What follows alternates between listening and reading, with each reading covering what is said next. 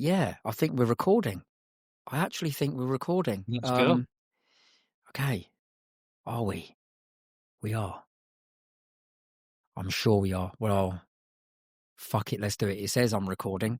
Right. Ian, what is the one thing that truly maximizes the value of someone's home when they go to sell their property? I love this question, and this question is there is a one thing answer which I'll give you, but it's all about the ecosystem of getting a few different components right to maximize the value. And those components are right back to basic marketing principles of getting your price right, your promotion right, and your presentation right. If I had to take all of them away and I could only have one, I would say getting your price right, if that was the one thing I could have amongst everything else. But it is an ecosystem. That ecosystem is driven by the right agent. You know, the agent has to have everything in balance, I think, to make sure that the seller gets the best price for the home when they come to market. What happens though if they don't have the price, the presentation, the marketing? What happens? What's the consequence of not getting those things right? So you see this, whenever you look at the Rightmove back office, you see this spike, don't you, when something goes on the market, and you see this immediate spike and this sort of, all the attention's on that property. And if you've done all of your pre-marketing right, if you spoke to your buyers on your mailing list right, you have this spike, and that spike is when anyone that you didn't know before comes to look at the property and sees it as well.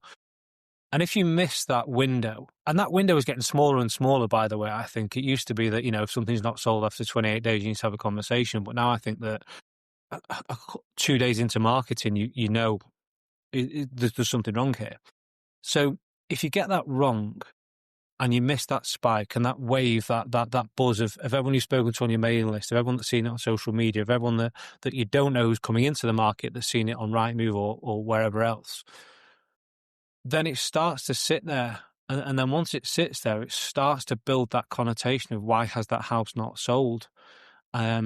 And people start to build the narrative about why it's not sold. And then as time goes on, the stats show, don't they, that the longer that time goes on, the less likely it is to sell. And more importantly for the seller, the less likely it is then to go on to exchange and complete. So even if it does go on to sell, the chances of it actually exchanging completing start to drop through the floor.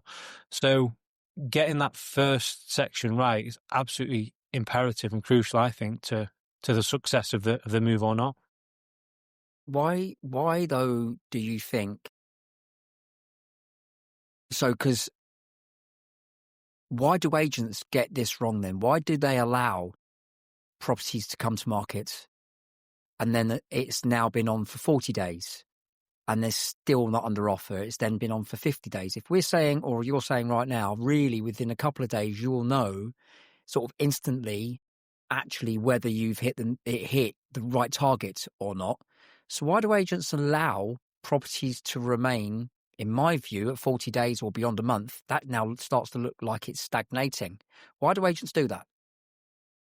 There's probably a combination of things, to be honest with you. And I guess I'm saying this from the point of view that I've made mistakes. I've had those properties that have been on the market longer and it doesn't, you know, we don't have, you know, we're not right 100% of the time and we're only human. But I think that there are agents that, it depends where you are within the industry. So there are agents that are happy to let properties sit on the books and that this sort of loss aversion, I think, you know, we go back to original sort of corporate and bigger agency days, the loss aversion of losing that board, you know, they just want to keep that board for their market share, for the stats.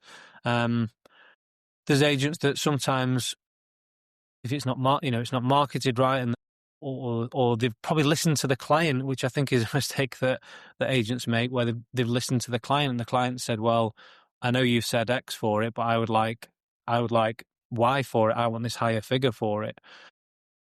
And the agents have actually listened to the client instead of listening, took their own advice.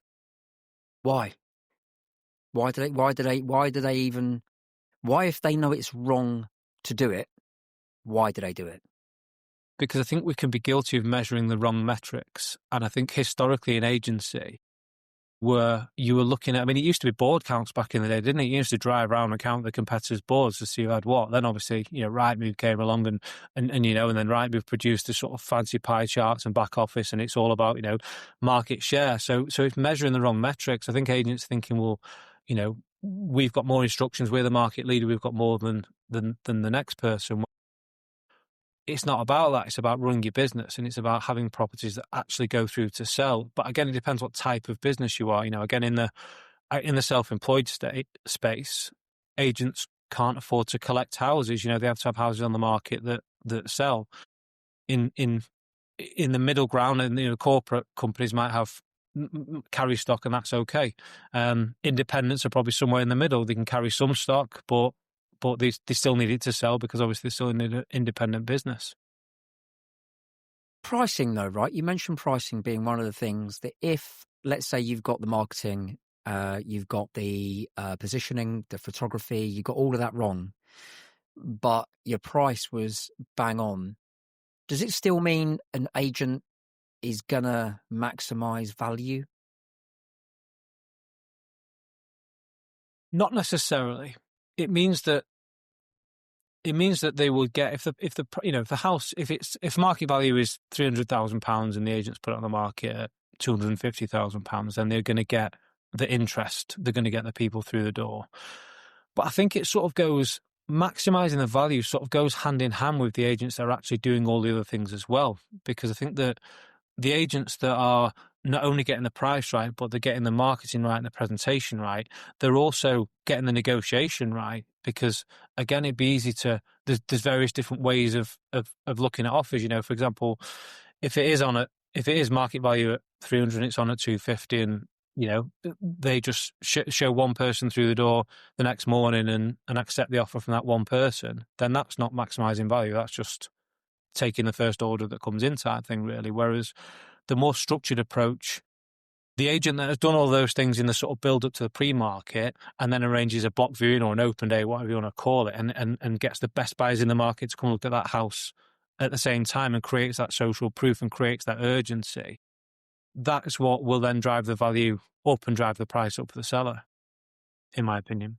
Yeah, no, because I think certainly in terms of the first couple of days, so I don't allow any buyer in for 14 days when I've marketed the property.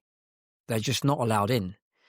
And the reason I do that is because, yes, we all want to make sure that property comes to market, we get it under offer, and everyone like, oh my God, this is so exciting. But equally at the same time, I want to make sure that I'm controlling the market for my seller.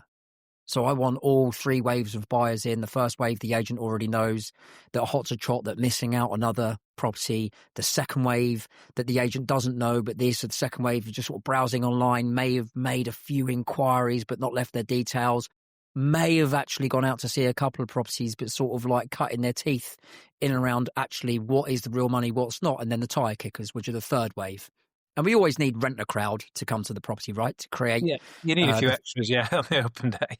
Right, extras. I think extras is a quite a cool word as well, right? So definitely, but I just find it really strange that when you're talking the way that you're talking, which is very open and very honest about like those ingredients that have to be in place. And then also following it up with, if you had to choose one thing, it would be the price. That is what agents do, though, right? They promise that big price, which is not evidence-based. But why? Why would they do that? If they're looking to be employed by another human being, what is it that compels them to say fictitious money? This varies with often how the agent is incentivized. I believe in sort of corporate companies, there are some agents that are incentivized by listings, so just what you get on the market. So therefore, the more sets of keys you come back with at the end of each day, the more your salary is, rather than on sales. There's an element of, I think, probably self-confidence amongst agents. I think when you sit, it's hard when you sat in somebody's lounge and you give your price and they say, but the person before you said £100,000 more, or the person before you said £50,000 more, or I thought it was going to be X price. There's a confidence thing there, and I think probably a training thing to be able to deal with that, and advise them and give the reasons why your price is your price. That, again, the model for many, many years was that, you priced it, you put it on the market for a bit more than you thought it was worth, and everyone looked for a bit higher on Rightmove than they thought they were going to, and then people chipped down a bit. That was always how it sort of operated. So the people that haven't moved for a long time are still having those conversations. If you say house is worth £500,000, they're saying, great, well, let's put it up at 550 then, and we've got a bit of room for manoeuvre. Whereas now that just doesn't work. It's sort of the opposite. There's confidence in the agent to be able to sort of advise the clients that that's not how it works. That plays a part in it. There's agents that are incentivized not by selling but by putting them on the market. So yeah, there's various factors, I think, really. So it actually then comes down to, is what we're saying, comes down to business model. Is what is the business model of that agency? And I think that's where, and tell me what your thoughts are on this, but that's where I think a lot of sellers go wrong, because they look at agents as agents all being the same. And as you and I both know, and the reason I'm asking you on this podcast, because I know there are levels within levels.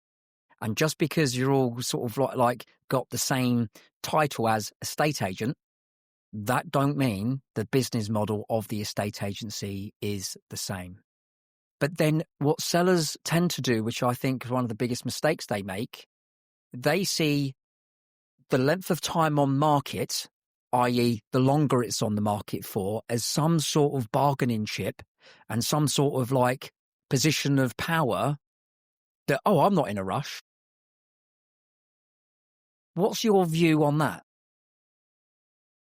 It's literally the worst phrase that you want to hear. Either I'm not in a rush or I don't need to sell it. They are the worst things you can hear from a seller. And there is this sort of misguided notion of sellers that, like you say, I'll wait for the right buyer to come along. And you know what? Occasionally you've seen it where, somebody pops up out of the blue, out of the woodwork, and, this is my dream home. But that's not the norm, and that's not what you can sort of hang your hat on. So yeah, there are sellers that believe that they'll sit it out and wait. But in reality, like we've said, the houses start to draw the connotations. The people who are in the market, the serious buyers who are in the market, have seen it and are asking questions about it. And it works the other way for buyers, doesn't it? Sellers leave it on the market for longer thinking the right buyer will come along, and buyers watch it on the market for longer thinking the amount I'm going to chip them is getting bigger and bigger. So they're sort of both moving in opposite directions, aren't they? Yeah, and I mean, so Christopher Watkins says a lot that buyers have been on the market longer than you have. So it's not like the buyers have only just arrived because you've gone on the market. Look at all the other competition that is on the market right now, about to come to market next week on your road, or before. That before element, those buyers have been looking, they've been around, they understand what the pounds per square footage is, because not very skilled agents, and maybe the business model as well, which is try and get as many instructions as you possibly can, throw enough shit at the wall and some of it will stick. And then those agents, those negotiators are trying to get deals done. So they're telling buyers what the real money is. And then buyers, of course, when another property comes to market that is on the market for too much money, length of time doesn't equate to value. Length of time normally equates to you're taking the piss, unless it's a very, very, maybe it's a 1.5 or a 1.7 million pound property in an area where traditionally £300,000 houses are being sold. Then I would allow a property at that level and the distance between the average and something else to be a bit longer personally. But otherwise, yeah, it's just strange to me. Yeah, just strange. But I mean, your approach though, right? And your business, what do you believe that agents consistently get wrong, and what do you do differently? I think one of the things that agents get wrong is the launch of a property. I think that when you look at the likes of Rightmove, Zoopla, I think that I think agents will just drop a property onto Rightmove and then react once it's dropped onto Rightmove. And I think that there's so much missing when agents just drop it in on Rightmove. And yeah, Rightmove does its thing and alerts people, and you've probably got your CRM, which emails everybody your CRM. But it just effectively, I see some properties, it almost feels like they just sneak onto Rightmove, and then you just notice them. Even I would notice them a few days later, think, oh, no way, that's next road over from me. No way is that on the market. And I look at Rightmove every day. So I think they just get wrong in terms of just sneaking properties onto Rightmove, whereas I think that the launch strategy, and you mentioned it in terms of that you don't allow people in for that sort of initial period when something's on the market, but I think it starts before that, and it certainly does with us and our agents, that in the build-up to something coming on the market, if something's coming on the market, say 1st of December, then your social media pre-launch is starting mid-November, and during that social media pre-launch, you've got your sort of coming soon, your videos, your sort of sneak peeks of the house. You've got you speaking to your best buyers on your mailing list to say, look, I've got a property that's coming up. It's banging the price range that you're looking at. Are you in the market? Are you free to view on? We're going to have a viewing weekend on this weekend. And it's going to come to the market. Plus, you've got sort of emails going out as well as, WhatsApp messages. So basically, you're warming the market up for something that isn't going to sneak on the market. You're warming it up for this property to come on the market, for people to think, oh, no way, that's that house. I've seen about this on social media. I've heard about this, or John's called me about this last week. So then by the time it's on the market, it's live on the open market, people are anticipating and expecting it. And then, like you say, you've then got that next wave of people who are browsing, who you didn't know and you've not spoken to. And those combinations of people, then when you do have your viewing day, that's when it's listing, it's launching it with impact. So I think that's where agents get wrong. It's just, put it on Rightmove on a Friday afternoon because the client said they want it on for the weekend, rather than building anticipation and speaking to the people who are ready to buy it and say, look, it's come on the market. As you do, you can't see it yet, but let me tell you it's come on the market. Let me tell you it ticks all of the boxes for everything you've told me you want. The viewing day is going to be this day. Make sure you're free because there's going to be people interested. So I think that launch strategy is something that agents get wrong, that we've put quite a lot of time and effort into thinking, how can we maximize the launch of a property? Because I would argue, when someone's about to launch their property to market, I would argue it's bigger than their wedding. True though, right? You think about your wedding, how important your wedding is. And it's really strange to me because a lot of sellers, the vast majority of sellers, when they're organising their weddings, they are going to hold their wedding planner so accountable. It's unreal. They are going to make sure that there is not a stone that's been left unturned. And yet, when it comes to their biggest tax-free asset, as Stephen Brown likes to say, right? Yeah. I love that, actually, because the wedding, you're literally talking like hour by hour, aren't you? You're literally like, right, at this hour, this is going to happen. And then in the next half an hour, this is going to happen. Then music starts at this time. So I think it's a great analogy. Oh, but before then, before the actual main event, the dress rehearsal.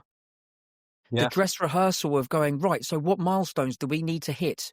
And that event manager, right, they are not playing any games as an event manager for that wedding. They are saying, I need your deposit of £2,500 to be paid by this time. I need to make sure that that's done by this time over here. I'm now taking you on a journey because this is the photographer you're going to use based upon what you told me about the sort of photography that you... And so, having all these huge cogs being turned... And to your point, when a property comes to market, well, the seller wants it on for the weekend, so we're going to put it on Friday. No, I don't do that in between bit that you do. Maybe I should start doing it, right? But my first couple of weeks is making sure the full contract package is good to go before we launch. Making sure that all the marketing, in terms of my copywriting, in terms of the photographs, is all signed off by my client, because I view my client, probably the same as you do, Ian, as the boss, as the CEO of the business selling their home. And that's what I think is really strange. And then it really irritates me when agents allow sellers to make those mistakes, because the agents just want to take easy street and get sellers signed up to really big, long, fat contracts. What's your view on that? Long contracts, disagree with massively. I think that we've had, in my current business and in my previous business, we were 0-day contracts. you're hiding behind something, and I think you talk a lot about accountability, and you've got to hold accountability. That if I can't do what I say I'm going to do, then we can shake hands and walk away. That's it. You don't owe us anything, and you're not tied into us. Because on the times when it doesn't quite go to plan, which we've all had over the years, you'd much prefer that client just to say, you know what, Ian, it's not worked. See you later. See you on the next one, whatever. Mhm. Rather than you say, actually, John, you can't do that. You've got me for another 27 and a half days. And then for the next 27 and a half days, you're absolutely despising me. And I'm thinking, I've got to ring John now, because we've held him in for this 28 days. And historically, agents used to come to life, which was shocking in that last 28 days. Like, you'd go and see someone and say, right, I'm going to give notice to my agent. And then they'd ring you a few days later and say, they've got 3 viewings this weekend. Because they'd been given notice, they started to ring around applicants. It's wild. But for me, it's all about 0-day contracts. It's like, you do what you say you're going to do. And if you don't do it, then they can walk away and that's it. Do you view what you say to a seller do you view it as a promise? Like you're promising to go to war for them, or is it watered down? Like whatever you say. I do see it like that, to be honest with you, because I take it very personally when somebody instructs me, just the same as when somebody doesn't. I take it personally when somebody instructs me because you've sat down with them and you've got to know them and you've got to understand what's driving them, what's motivating them, and sometimes it's good reason, sometimes it's not, and I do take it personally and take it seriously, and you want the very best outcome for that client, and like I say, even in any aspect of the business, it's all about getting that person to where they want to be. Because, like I say, when you sit down with them in that lounge, there's not many other industries where people come into your house. It's your personal private space, isn't it? And people invite us in, and you sit down with them and you're talking with them in the house, and often as you get to know them even in that first conversation, they're starting to tell you all the hopes and fears, and so yeah, you form that sort of bond with them, and they're trusting you, aren't they? So yeah, I do see it as take it personally, and I do see it as you are giving them your word that you're going to do the best thing by them. Do you have a policy of and you may not, but do you have a policy of taking on only so many properties at any one time? Yes, in the sort of current format as self-employed personal estate agent, I think that you only have capacity because obviously one of the huge benefits to the seller of using somebody who is a personal self-employed estate agent, of course, is they've got that one point of contact. They've got that one person, as you say, will go to war for them. They've got that person who, when they ring them or they WhatsApp them, they get a message back straight away knowing where that case is up to. So that is the huge benefit. But the downside of that is it becomes watered down. If you take on too many properties, you lose that competitive advantage and you can become like anyone who's collecting houses, really. So it's important to always make sure that you are managing your properties so that you can offer the same service to everyone all the time. And it's probably one of the most difficult skills, I think, to say to somebody, actually, no, can't take it on right now.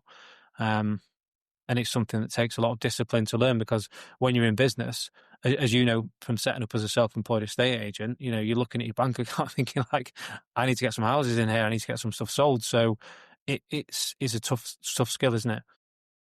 Absolutely, especially when you may not get paid. Like, for example, just had an exchange of contracts today, and that was agreed about 4.5 months ago.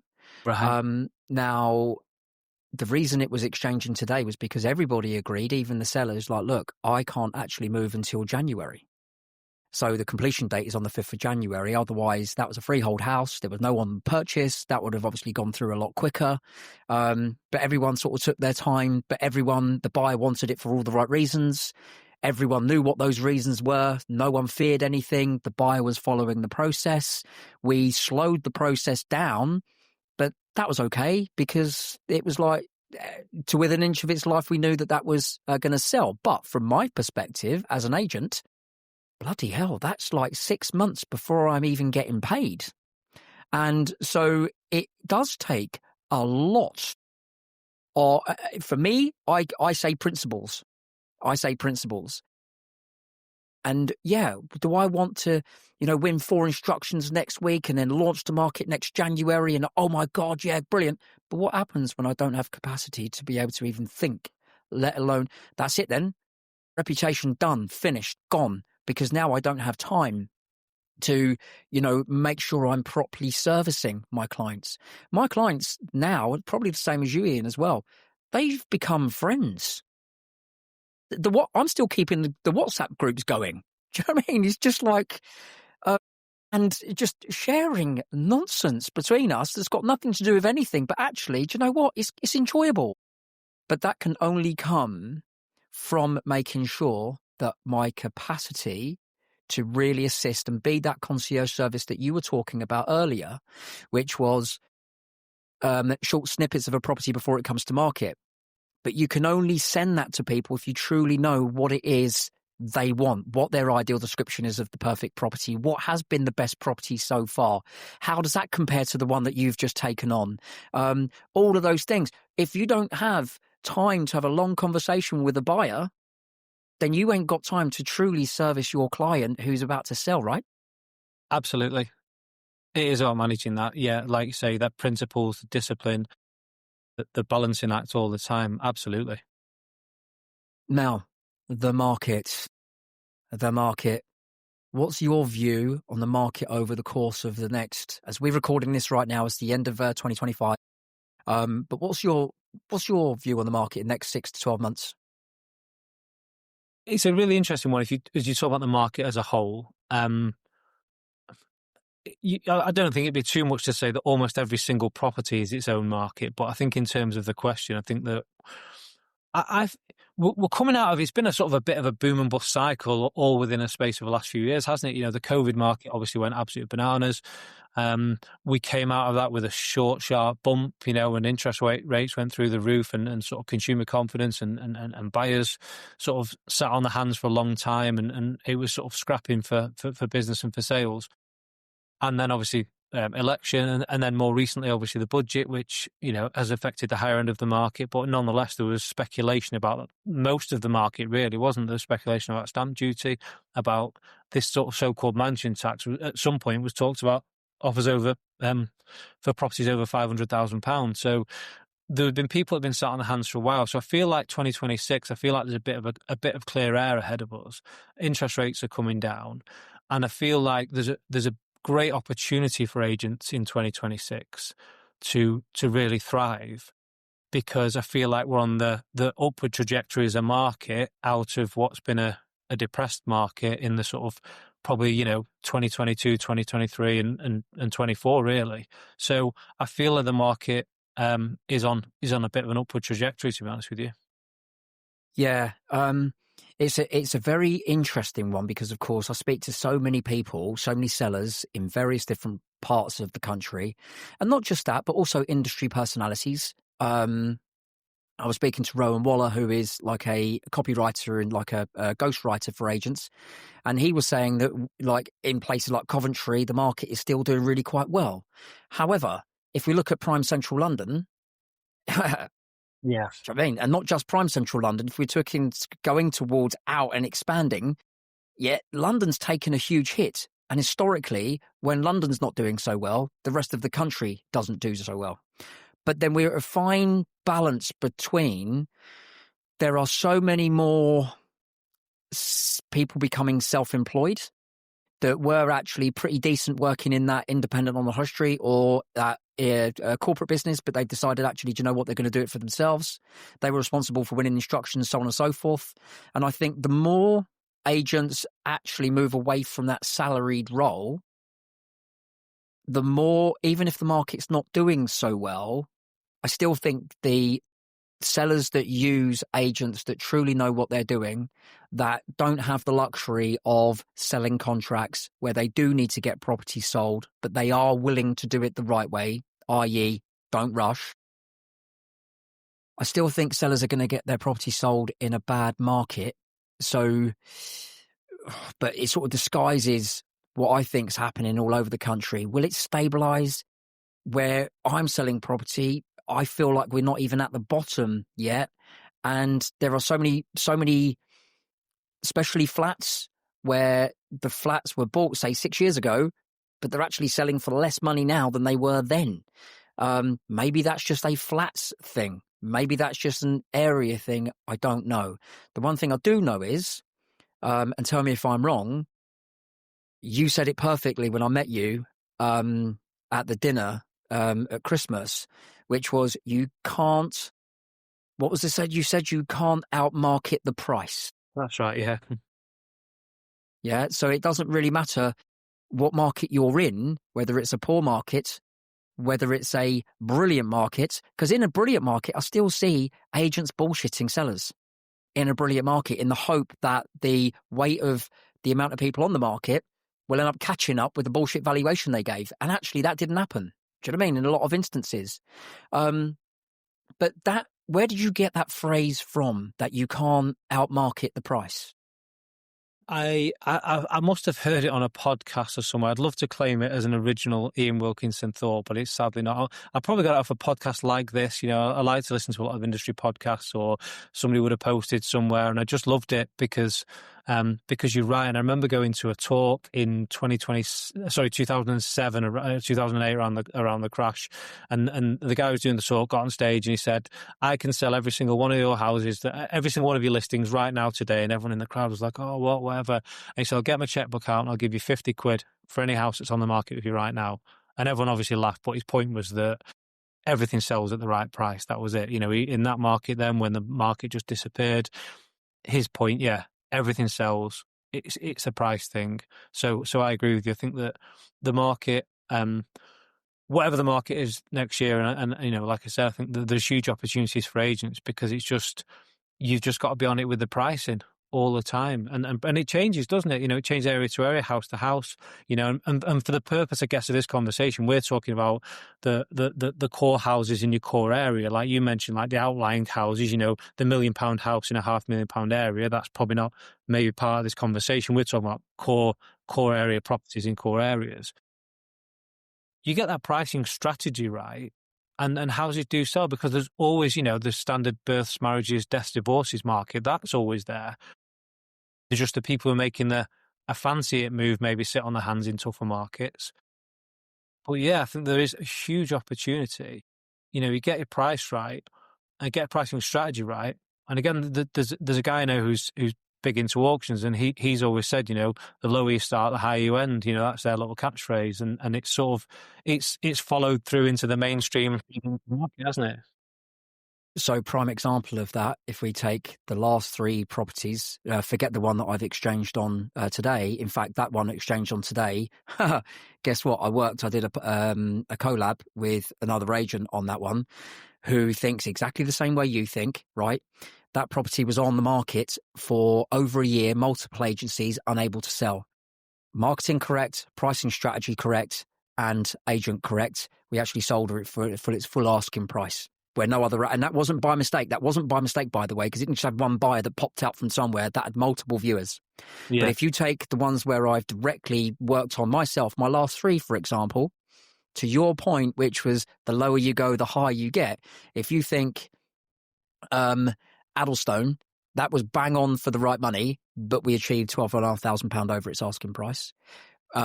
Walton-on-Thames marked that for £400,000, which was quite a bit below, but we got 27,500 over its asking price. And the last one, I'm not going to tell you what's happened, because that would be wrong of me, because it's not actually exchanged contracts yet. But all I will say is 29 viewings, 18 offers. Yes, there were a couple of lowball offers in there as well, but everybody else enabled me to completely control the sale for my client. Yeah, i.e. the first buyer fell out of bed because they was not following the program that they agreed to. So I kicked them out of bed, but that was okay, because we went straight to the next one. And we ended up getting a lot more money than provable market value. So I subscribe to the same ethos. You can put a property on for £1 and you would still find the right money, because ultimately you're controlling your market. But just a very quick one for me, right? Quick short fire round, right? You got literally less than a sentence, or maybe one word, to answer these 5 questions, right? Are you ready? Let's go. One myth in a estate agency you'd scrap forever. There's a myth that this race to the bottom myth on fees that all agents want to charge less. I don't think they do. I think they want to charge more. They just don't know how to do it. Love that. Best advice for a new agent? Tell everyone you know immediately. Social media, WhatsApp, everyone you bump into, everyone in the shop, at the school gates, everyone. Tell everyone, because your first instruction's in your phone. Your first instruction is the person that walks the dog past you every day. Tell everyone. Best advice for a seller about to come to market? Do your homework. There's so much information available now. There's, Trustpilot, Google reviews, social media. There's so much out there. So do your homework. It's not just a case of ringing the person that your mum and dad sold with 10 years ago. Do your homework and interview multiple agents, and ask them the right questions. Be strategic in what you're asking them, how they got to their price, how they're going to launch your property, who does the viewings, when do the viewings happen. Due diligence. Worst advice you hear in a estate agency? The worst advice I hear in a estate agency, the worst advice is to listen to the client, which sounds a bit counterintuitive because, of course, you should listen to them in terms of what their hopes and fears are, but you should never listen to them in terms of what you should price it for or when it should go on the market. What one thing you wish every seller understood? One thing I wish every seller understood is, I couldn't really put it any better than you put it before, about there's layers upon layers of different types of estate agents. I wish sellers understood more that estate agents are not all the same. We're not just all stick it on Rightmove, so why does it matter? I wish they had more insight into what we actually do and the different types of agency, which is happening, but slowly. Mate, thank you so much, Ian Wilkinson, for coming on this podcast. I absolutely love every word you said, and I could talk to you forever. Absolutely. Yeah. I am, you're preaching to the converted 100%. Right, mate, thank you. I really appreciate that, and I look forward to more conversations. Absolutely. Good to see you, John. Take care, mate. End of podcast.